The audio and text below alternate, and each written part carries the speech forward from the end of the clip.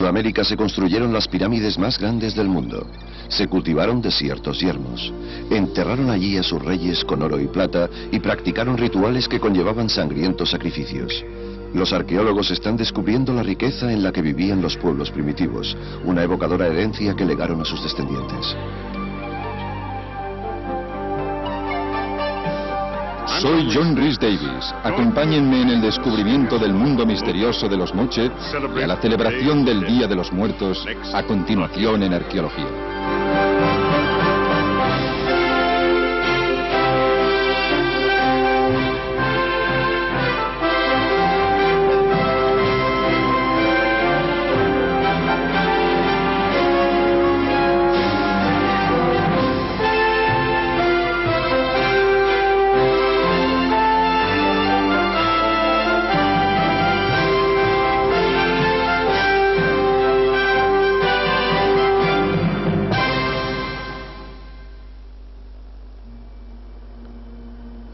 En la costa norte de Perú llueve muy poco cada año. Por encima del desierto se elevan unas montañas creadas por el hombre. Unas pirámides construidas hace 1800 años. 1000 años antes de la aparición del poderoso Imperio Inca.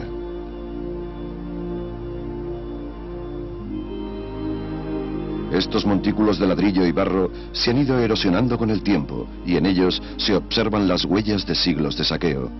Se creía que los cazadores de tesoros robaban piezas arqueológicas con el fin de averiguar quién erigió estas pirámides y cuáles eran sus secretos perdidos en el tiempo. En 1987, Walter Alba, un arqueólogo peruano, se dirigió al pueblo de Sipán para analizar los artefactos que habían sido confiscados por la policía local a los saqueadores de tumbas. Alba se quedó impresionado. Se encontró con unos objetos de arte de oro y plata de la mejor calidad, algo nunca visto.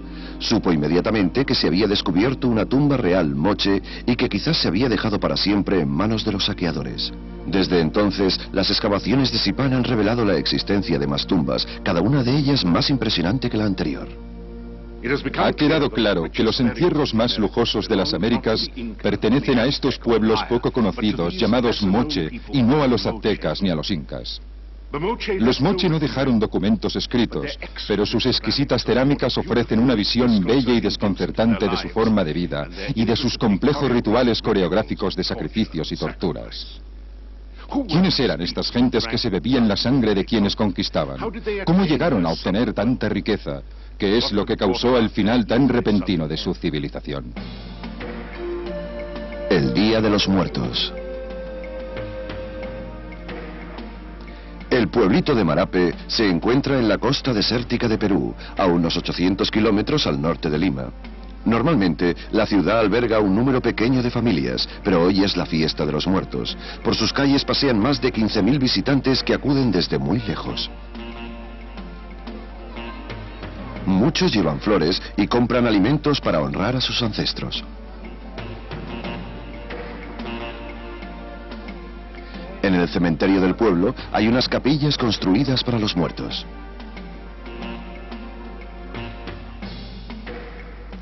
Estos descendientes de los Moche encienden velas y comparten las buenas nuevas sobre amigos y familiares con los espíritus. Algunos se quedarán toda la noche a rezar y a preparar alimentos para los vivos y los muertos. Las costumbres y tradiciones siguen repitiéndose, y ello puede comprobarse si nos remontamos 2000 años atrás, a la celebración del Día de los Muertos en el pueblo de Marape. El antropólogo James Freeland ha pasado 20 años viviendo e investigando en este pueblo, atando cabos entre los datos del pasado y el presente. Aquí es donde los hijos, hijas y nietos de los habitantes de Marape y de los Moche regresan para recrear una vez más su propia historia, su pasado lleno de riqueza, que vuelve a tomar vida el Día de los Muertos. El pasado de los Moche revivió considerablemente en 1987 con la confiscación de las piezas de arte saqueadas. Para Walter Alba se abrió una ventana de esplendor de la antigüedad Moche. Bueno, al mostrarme la policía los objetos, quedé realmente sorprendido. Tan sorprendido que enmudecí por algunos minutos. La calidad artística de las piezas que tenía delante desde el fondo de la tierra. Era exactamente la cara de oro del personaje que aparece representado en la orejera. Los saqueadores de tumbas proporcionaron pistas sobre los orígenes de los objetos. Cuando Alba descubrió el emplazamiento, se sorprendió de los daños que habían causado los saqueadores. En abril de 1987 empezó una excavación de rescate con el fin de conservar todos los artefactos que quedaron intactos. El emplazamiento estuvo vigilado día y noche por la Policía Nacional. Un día, tras 2 meses de excavación, cuando Alba espiaba entre unas grietas de las paredes, tuvo la sensación de que alguien le observaba. Y al acercarme a mirar con una linterna, tuve la sensación de que no solamente yo estaba tratando de mirar algo, sino que algo me estaba mirando desde el fondo de la tierra.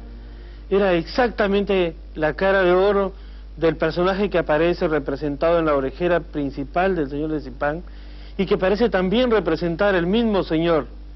Es como un instante mágico en el que estaba alguien que nos encontrábamos después de 1700 años de distancia. Fue el entierro más lujoso que se llevó a cabo en el Nuevo Mundo. Un cetro de oro, una máscara de tocado yacen junto a los restos del señor de Zipán. A su lado yacen los cuerpos de 9 miembros del séquito sacrificados, hombres, mujeres y niños, y 2 llamas que le acompañan en su viaje después de la vida. Aunque no llevaban con ellos el mismo oro y la plata de su amo, sus rostros estaban cubiertos con unas frágiles y corroídas máscaras de cobre de tocado. Al cabo de unos años, Alba descubrió otros enterramientos, como el de un clérigo, y en el segundo piso el de otro rey, al que apodó el antiguo señor de Zipán.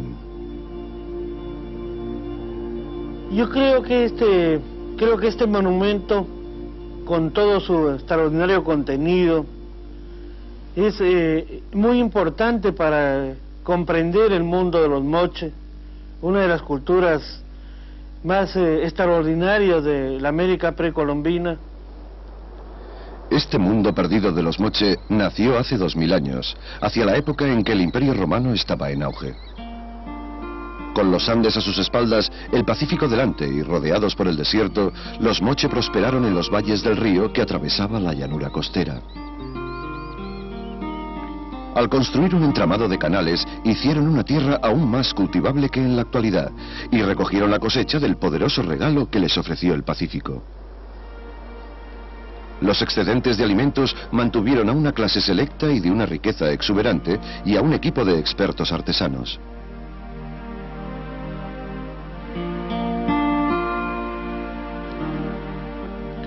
Los metalúrgicos perfeccionaron la técnica de plateado mediante electrólisis.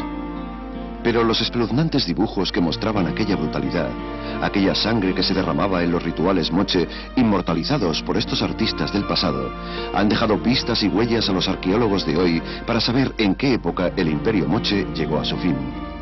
Walter Alba, durante más de una década, ha excavado en las tumbas reales de Zipán, arriesgándose a toparse con los saqueadores. Ha compartido su gran ilusión con la arqueóloga Susana Meneses, su mujer. Personalmente creo que no encontraría un sentido de la vida ahora, después de Zipán.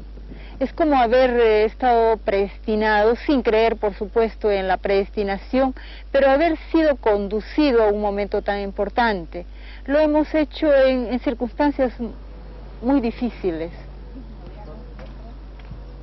Mientras Alba supervisa la excavación, Susana Meneses traza el mapa de la distribución del emplazamiento. Ha descubierto una masa deforme de paredes de ladrillo y barro y un laberinto de túneles excavados por los saqueadores. Es una ironía pensar que estos han ayudado a Meneses a descifrar la evolución arquitectónica del emplazamiento y a identificar posibles ubicaciones de otras tumbas reales. Después de trazar un mapa actual acotado de las pirámides, Meneses reconstruyó el mapa del emplazamiento de la época de los antiguos moche. Había 2 pirámides principales que actualmente están intactas. Al oeste, la enorme plataforma del montículo era un mausoleo para la realeza. Aquí se descubrieron los enterramientos reales. El emplazamiento constaba de 6 pisos, los cuales abarcaban por lo menos 2 siglos. 3 monumentos destacables. Aquí hay la plataforma y luego las 2 pirámides que están al este de esta plataforma donde fueron excavadas las tumbas. En este caso nosotros estamos tratando de establecer la relación inmediata que hay entre la plataforma de las tumbas funerarias y la pirámide inmediata. La cerámica, un arte que sigue siendo popular entre los habitantes de la costa de Perú, revela todavía más pistas de su intrincada sociedad y de la jerarquía que imperaba. Es probablemente una de las expresiones más impresionantes de la creatividad de los indígenas americanos. Gar Baldwin, director del Museo Maxwell de la Universidad de Nuevo México, es un importante estudioso del arte y de la religión moche. El arte moche es una prueba de la maestría del estilo que tienen de modelar, y se ve en una pieza como esta, que fue seguramente un retrato de un moche. Los rasgos están representados de manera natural y modelados con gran sensibilidad. Esto es algo que no se aprecia en la misma medida en ningún otro lugar que posea arte andino. Pero Baudin cree que los objetos de los moche no eran solo expresiones artísticas, sino que tenían una significación más profunda. El arte en la sociedad moche es un instrumento de poder clarísimo. Representa un número de temas muy limitado, la mayoría relacionados con los rituales en los que la élite, los dirigentes de la sociedad, participan, en cierto modo, como chamanes. Las figuras que representan estas escenas eran chamanes, por lo visto, individuos que tenían el poder de transformarse en dioses.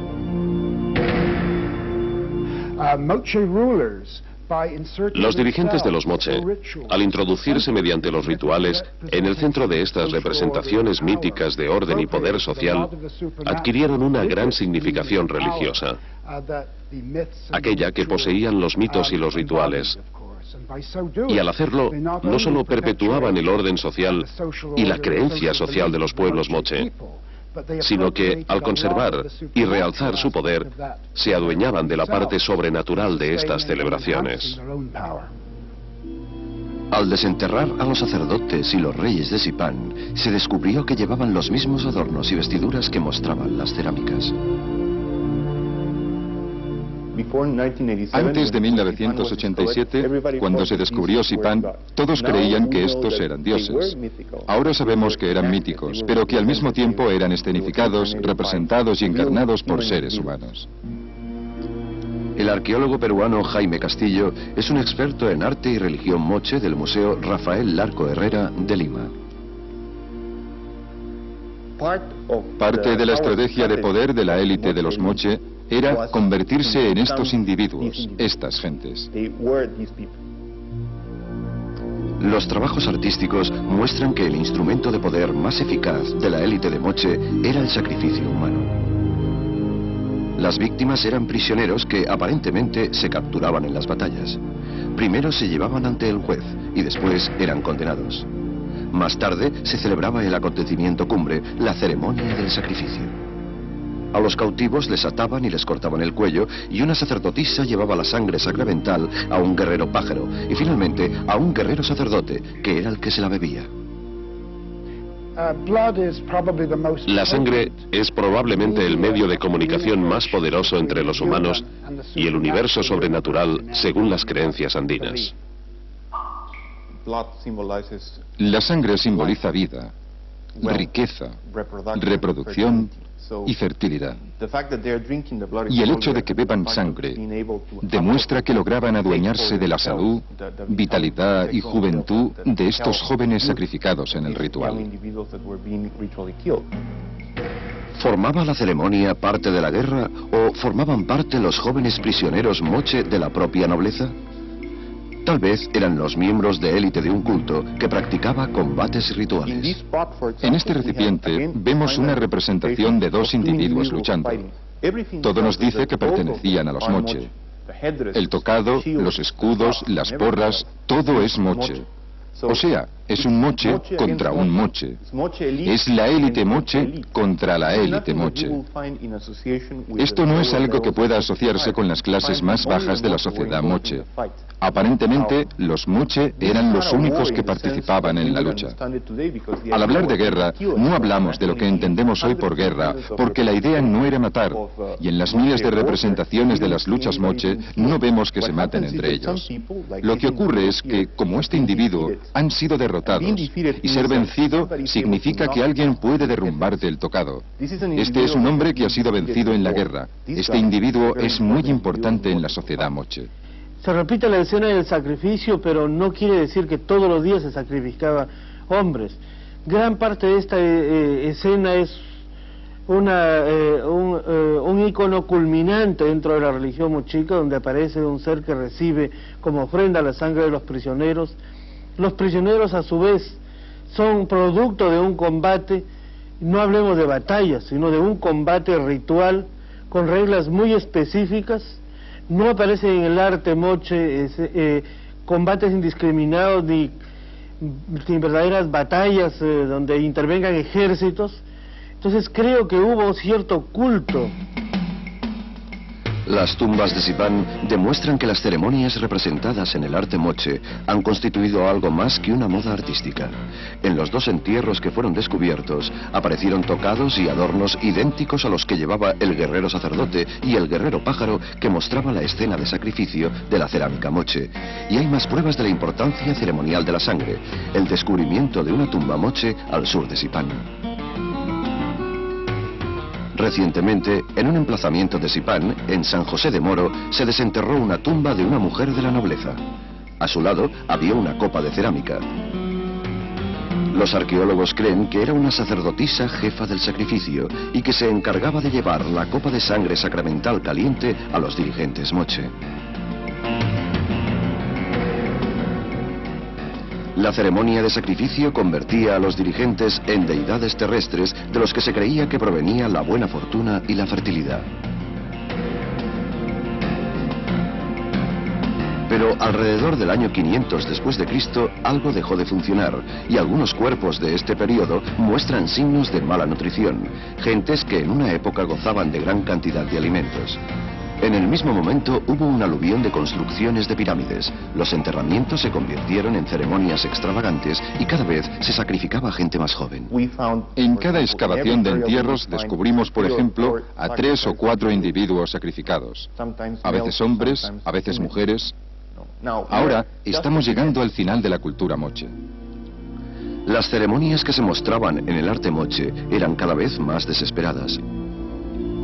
Tal vez la naturaleza se estaba volcando en contra de los sacerdotes y los reyes que creían poder controlarla. ¿Qué podía dejar de funcionar dentro de la sociedad organizada de los moche? El complejo entramado de canales y campos de irrigación del cual todo dependía.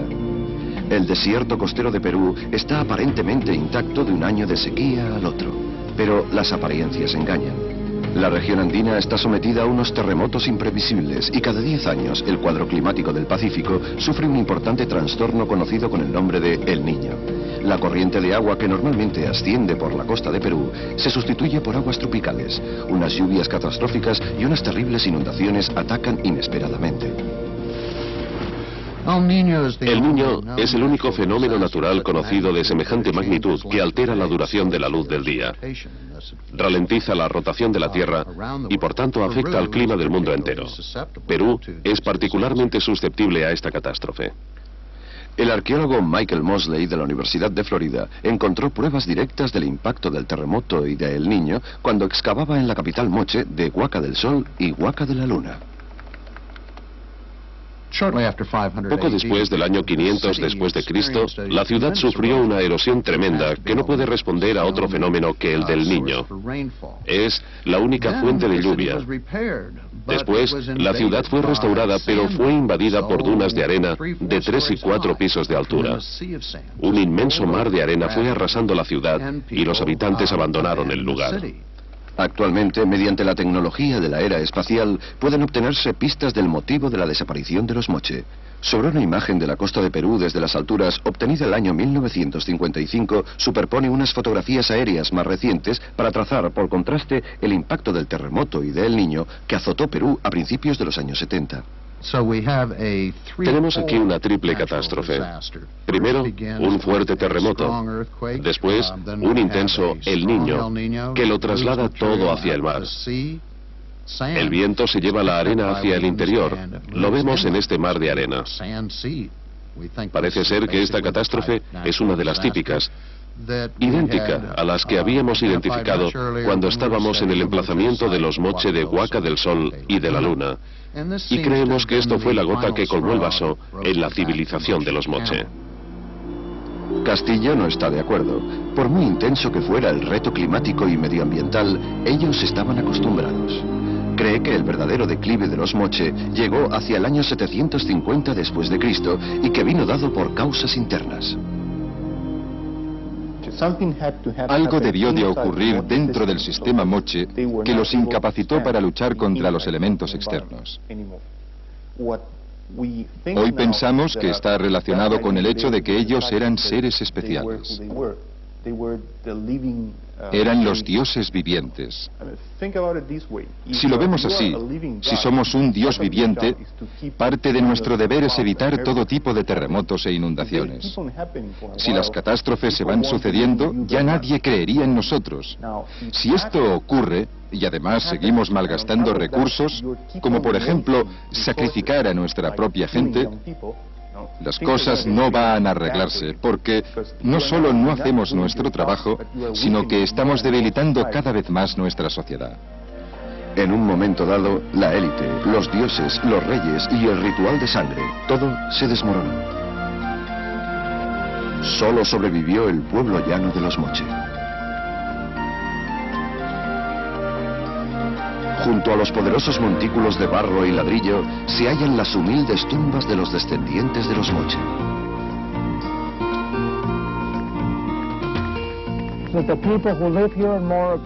La gente que vive aquí en Marape forma parte de la pequeña comunidad de un grupo mucho más amplio de habitantes que son descendientes directos de la sociedad moche y que hoy son gente fuerte y sana. Nos hablan de su triunfo y de cómo fueron capaces de sobrevivir en un ambiente tan hostil y adverso como era el desierto, y de recoger unas jugosas cosechas y vivir de la artesanía y del arte escultórico. Este oficio les convirtió en los artesanos más expertos de la antigua América, y hoy están aquí con nosotros. Mientras, en Sipán, los Alba están convencidos de que hay más tumbas reales esperándolos. Para el Perú, la arqueología está viva y los muertos que estamos recuperando están volviendo al presente para transmitirnos un mensaje. Los arqueólogos tenemos una responsabilidad de saber analizar y saber mostrar al mundo este mensaje. Las excavaciones de Sipán han catapultado a los moche desde la oscuridad al centro de atención de la arqueología del Nuevo Mundo.